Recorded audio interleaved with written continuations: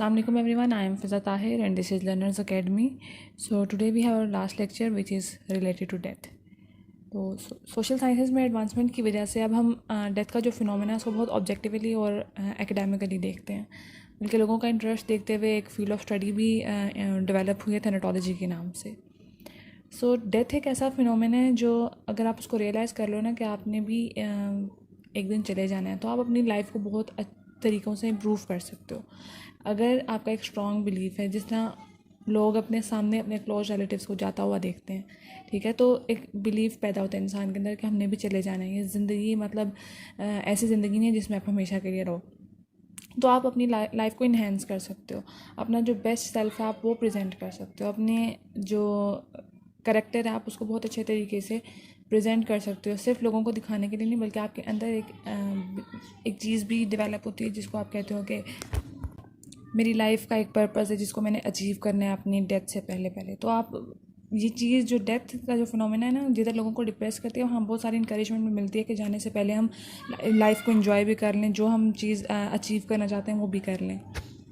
सो जो डेथ का जो एक्सपीरियंस बंदे के लिए एक डिफरेंट चीज़ है, ठीक है. जैसे अगर एक एक्सीडेंट का जो किसी का एक्सीडेंट हुआ है तो उसके वो डेथ को किसी और तरीके से देखेगा, कैंसर पेशेंट किसी और तरीके से देखेगा, जिसने सुसाइड करनी है वो डेथ को किसी और तरीके से परसीव कर रहा होगा. इसी तरह जो जिनको एकदम से सडन डेथ हो जाती है जिनकी, तो मे बी उनका जो डेथ को देखने का जो नज़रिया है, पॉइंट ऑफ व्यू है, वो डिफरेंट हो. So we have a types of death, जिसमें क्लिनिकल डेथ, ब्रेन डेथ और सेलुलर डेथ आ जाती है. क्लिनिकल डेथ में आपका सबसे पहले हार्ट बीट जो है वो स्टॉप हो जाती है. आपका दिल जो है वो अपना प्रॉपर जो फंक्शन करता है वो करना छोड़ देता है. Then you have brain death. Brain death में आपकी जो ऑक्सीजन है, ठीक, ऑक्सीजन का जो लेवल है वो कम होना शुरू हो जाता है. आपकी जो कॉर्टेक्स है और वॉलंटरी एक्शंस जो हैं वो कंट्रोल में नहीं रहते. थॉट और मेमोरी जो है वो भी प्रॉपरली फंक्शन नहीं करती, वो काम करना छोड़ देती है. Then we have mid brain जो कि अपने प्रॉपरली फंक्शन नहीं करता. और फिर brain stem at the end, मतलब लेवल सिस्टमेटिकली ये जो चीज़ें हैं ये अपना जो काम है वो करना छोड़ देती हैं. Then we have cellular death. Cellular death में आपके जो ऑर्गन्स हैं, ठीक है, वो अपना जो काम है वो करना छोड़ देते हैं. ऑर्गन्स की जो डेथ होती है ना वो आती है सेलुलर डेथ में. Then we have aspect of death. Aspect of death में 3 एस्पेक्ट्स आ जाते हैं डेथ के, ठीक है, बायोलॉजिकल, सोशल और साइकोलॉजिकल. बायोलॉजिकल डेथ में आपके आ जाती है जब आपका हार्ट बीट करना छोड़ देता है, ठीक है, तो ये आपकी बायोलॉजिकल डेथ है. अब मतलब अनाउंस कर दिया जाता है कि ये बंदा अब नहीं रहा, ठीक है. या जो इलेक्ट्रिकल एक्टिविटी ऑफ ब्रेन है, ठीक, वो भी स्टॉप हो जाती है, तो तब कह दिया जाता है कि बंदा अब नहीं रहा. सोशल एस्पेक्ट्स में आपका जो आ जाती है ये इट रिवॉल्व्स अराउंड फ्यूनरल और मॉर्निंग रिचुअल्स, ठीक है. जैसे अब एक बंदा मर गया, अब उसका जो सोशल एस्पेक्ट है वो क्या है कि अब उसके कफन दफन का भी अरेंज करना है कुछ. साइकोलॉजिकल एस्पेक्ट्स में आपका आ जाता है कि आपके अपने रिलेटिव, बहुत क्लोज रिलेटिव की डेथ होती है, तो आप उसको किस तरह से परसीव कर रहे हो, या आप खुद आपको लग रहा है कि बस अब मेरी इस तरह की एज है, या एज, डेथ और एज का आपस में कोई रिलेशन नहीं है. मतलब ऐसा नहीं है कि आप इंसान 80 या 90 की ज़िंदगी गुजार के फिर ही मरेगा, तो इनका आपस में कोई रिलेशनशिप नहीं है. लेकिन अगर आपको लग रहा है कि आप किस तरह अब आपकी बारी आने वाली है, तो आप किस तरह से डेथ को परसीव करोगे, that includes in psychological aspects. अब काफ़ी लोगों का जो नज़रिया है ना डेथ को देखने का, वो बहुत हर बंदे का मतलब डिफरेंट होता है. कुछ लोग हैं कि वो डेथ को देखते हैं तो वो उनको और थोड़ी सी पॉजिटिविटी आती है उनके अंदर कि हम अब इतनी ज़िंदगी तो फजूल कामों में गुजार दिया, अब कुछ इस तरह का करना है कि आखिरत भी सवर जाए किसी तरीके से. कुछ लोग डेथ की वजह से डिप्रेस्ड भी हो जाते हैं, ठीक. अब कुछ लोग जो हैं वो डेथ को अब किस तरह से परसीव कर होते हैं जब उनको लगता है कि बस अब उनकी डेथ होने वाली है, तो वो क्या उसमें साइकोलॉजिकल चेंजेस आते हैं उन लोगों में, अब वो डिस्कस कर लेते हैं. अकॉर्डिंग टू सम रिसर्चेस, जो लोग डेथ के थोड़े करीब चले जाते हैं उनकी जो एनर्जी लेवल है ना वो बहुत कम हो जाता है. 1972 में एक जर्मनी में एक 10 ईयर स्टडी जो है वो कंडक्ट की गई थी, जिसमें 190 मेल्स थे, 190 ही फीमेल्स थे, ठीक है, जिनकी एज रेंज जो थी वो 55 to 75 ईयर्स थी. तो जो इन्वेस्टिगेटर्स थे उन्होंने एक टेस्ट की जो बैटरी है ना वो सब्जेक्ट्स के ऊपर अप्लाई की थी, एडमिनिस्टर की थी, जिसमें इंटेलिजेंस टेस्ट था, वर्ड एसोसिएशन टेस्ट था, वर्बल अचीवमेंट थी और नंबर ऑफ एटीट्यूड और इंटरेस्ट टेस्ट थे। तो जिन लोगों का फाइंडिंग्स में ये आया था कि जिन लोगों का जो बिलो एवरेज रिजल्ट्स आ रहे थे ना, वो लोग ज़्यादातर डेथ के जो करीब लोग थे ना, उन लोगों का रिजल्ट्स जो थे वो कम आए थे। ठीक है, बिलो एवरेज आया था उनका रिज़ल्ट। इसी तरह लिबरमैन और कॉपलैंड ने 1970 में एक रिसर्च की थी, जिसमें जो टोटल सैंपल था वो 80 था। ठीक है, और जो एज रेंज थी वो 65 to 91 थी। तो उन लोगों में से वो लोग जो एक साल के अंदर अंदर ही जिनकी डेथ हो गई थी, तो उनके बहुत लो स्कोर्स आए थे कॉग्निटिव टेस्ट के ऊपर। अब वो लोग जो डेथ के बहुत करीब होते हैं ना, वो अपने लाइफ का एक रिव्यू करते हैं, अपनी मेमोरीज को ऑर्गेनाइज करते हैं, री इंटरप्रेट करते हैं अपने एक्शंस को, जो डिसीजन उन्होंने लिया उसको देखते हैं कि उन्होंने अपनी ज़िंदगी में क्या क्या कुछ किया है और क्या कुछ अचीव कर चुके हैं वो लोग। तो अगर आइडियली देखा जाए तो ये जो लाइफ रिव्यू है, इस एक बहुत पॉजिटिव एक्सपीरियंस होना चाहिए। मतलब लोगों को डिप्रेस होने की बजाय पॉजिटिविटी उनके अंदर आना चाहिए, कितना कुछ वो लोग अचीव कर चुके हैं, या अगर नहीं किया तो जो टाइम है उसमें वो कर लेंगे अचीव। लेकिन कुछ लोगों में इसकी वजह से बहुत रिग्रेट आ जाता है। ठीक है, कि शायद वो कुछ अचीव नहीं कर सके या कुछ ऐसे कामों में इन्वॉल्व थे जो उनको नहीं होना चाहिए था। रिग्रेट तो किसी भी टाइप का हो सकता है, और कुछ लोग इसकी वजह से एंग्जाइटी, गिल्ट और डिप्रेशन में चले जाते हैं। ओके, सो चाइल्डहुड में जो बच्चे हैं ना, वो डेथ को एक टेम्प्रेरी स्टेट समझते हैं। उनको डेथ का फिनोमेना इतना समझ में नहीं आता अनटिल एंड अनलेस वो 5 to 7 ईयर्स की एज में पहुंच जाए, तब वो थोड़ा सा इस चीज़ को, कॉन्सेप्ट को समझना शुरू करते हैं। ठीक है, कि ये जो ज़िंदगी है दोबारा नहीं मिलने वाली। इस एज में चिल्ड्रन जो हैं वो दो कॉन्सेप्ट को समझना शुरू कर देते हैं। एक तो ये कि हर जो जानदार चीज़ है उसने मरना है। ठीक है, दूसरा कॉन्सेप्ट ये है कि अगर एक बंदा मर जाता है ना, तो उसकी वो बंदा वापस नहीं आ सकता। वो मर गया तो उसकी हर बॉडी ऑर्गन ने काम करना छोड़ देना है। ठीक है, ये दो कॉन्सेप्ट्स बच्चों में डेवलप हो जाते हैं। उससे पहले ये भी हो सकता है कि बच्चे ये भी सोचते हैं कि कुछ लोग जैसे टीचर्स हैं, उनके पेरेंट्स हैं, या जो छोटे बच्चे हैं वो नहीं मर सकते। ठीक है, या बहुत जो लोग बहुत ज़्यादा कुछ अचीव कर लेते हैं अपनी ज़िंदगी में, वो भी नहीं मर सकते। ये मतलब ये बच्चों के कॉन्सेप्ट्स बता रही हूँ मैं। और एक कॉन्सेप्ट ये भी उनके अंदर होता है कि शायद जो मर गया हुआ बंदा, ठीक है, वो सोच भी सकता है और वो चीज़ों को फील भी कर सकता है, हालांकि ऐसा कुछ नहीं होता। यंग एडल्टहुड के जो लोग हैं, ठीक है, उनमें ये जो उनके लिए जो डेथ का जो फिनोमिना है ना, ये बहुत एक फ्रस्ट्रेटिंग एक्सपीरियंस होता है।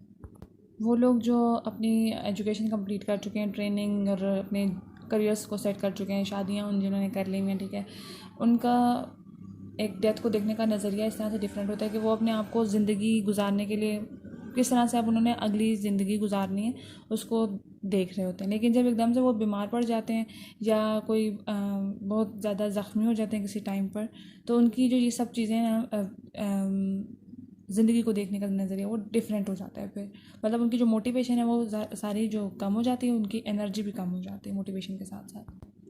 इस टाइम पे उनकी फीलिंग्स ये होती हैं कि उनको लगता है कि जैसे अब जो उनके ड्रीम्स थे, उनके गोल्स और एम्स थे, उनको अब वो फुलफ़िल नहीं कर सकते।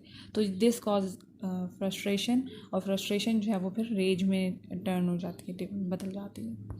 फिर हमारे पास आ जाती हैं स्टेप्स ऑफ डाइंग, जिनमें 5 स्टेप्स हैं: denial, anger, bargaining of for extra time, depression और अल्टीमेट एक्सेप्टेंस। अब सबको ब्रीफली हम डिस्कस कर लेते हैं। सबसे पहले डिनायल आ जाता है।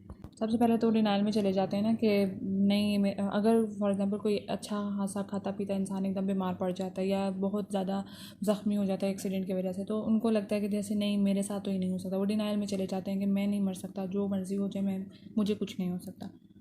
डिनाइल के बाद जब वो ये चीज़ एक्सेप्ट करने लग जाते हैं कि मैं वाकई मरने वाला हूँ, ठीक है, उन्होंने रियलाइज़ करना शुरू कर दिया, तो फिर वो लोग जो है ना, वो उनमें गुस्सा आ जाता है।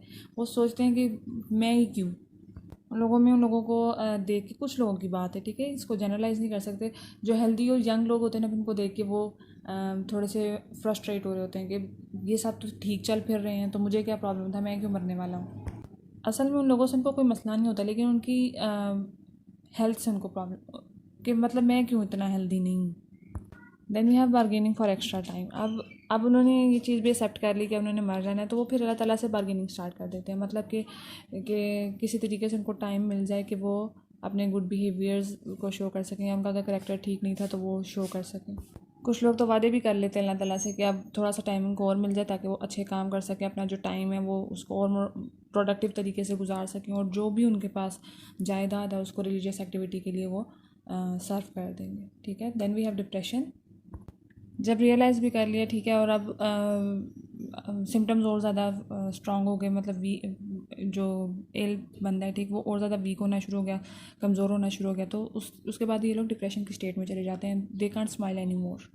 तब इनको डिप्रेशन होने लग जाता है कि इनके जो बॉडी टिश्यूज़ हैं वो भी काम नहीं करेंगे, loss of job, loss of life savings, या हर चीज़ के बारे में सोचना शुरू कर देते हैं बहुत डीप डाउन जाकर। डिप्रेशन में भी चले जाने के बाद फिर एक टाइम आता है कि जो डाइंग पर्सन है, ठीक है, वो डेथ को अपनी एक्सेप्ट कर लेता है। इसमें जो है बहुत ज़्यादा इनको थकावट होना शुरू हो जाती है, बहुत कमज़ोरी फील करना शुरू कर देते हैं, बहुत टाइम अपने दिन का जो है वो सोने में गुजारते हैं, ठीक है।